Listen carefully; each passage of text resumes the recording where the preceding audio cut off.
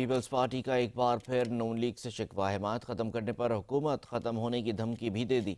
ترجمان Peoples party Shazia مری نے کہا کہ وفاقی حکومت اس بات کا اندازہ لگائے کہ جس دن حمایت چھوڑ دی وفاقی حکومت ختم ہو جائے گی۔ وفاقی حکومت متواتر ایسے فیصلے کر رہی ہے جن کے حوالے سے اعتماد میں نہیں لیا جا رہا۔ پاکستان میں ریٹائرمنٹ سی پورٹ اتھارٹی کے قیام پر اعتماد میں نہیں لیا گیا۔ اتھارٹی کے قیام کے فیصلے پر حکومت سندھ اور پاکستان پیپلز پارٹی دونوں کو بے خبر رکھا گیا۔ بار بار یہ بات دہرا رہے ہیں کہ وفاقی حکومت کو پیپلز پارٹی کی حمایت حاصل ہے۔ انہوں نے مزید کہا جس دن یہ حمایت ختم کر دیں گے وفاقی حکومت بھی ختم ہو جائے گی۔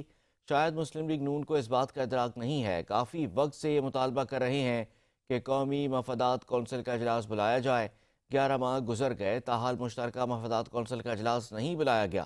آئین کی مستقل اور کھلی خلاف ورزی کی جا رہی ہے۔ وزیراعظم آئینی طور پر 3 ماہ میں مشترکہ مفادات کونسل کا اجلاس بلانے کے پابند ہیں۔ وفاقی حکومت کی روش سمجھ سے بالاتر ہے۔ اس طرز خلیج اور بڑھے گی۔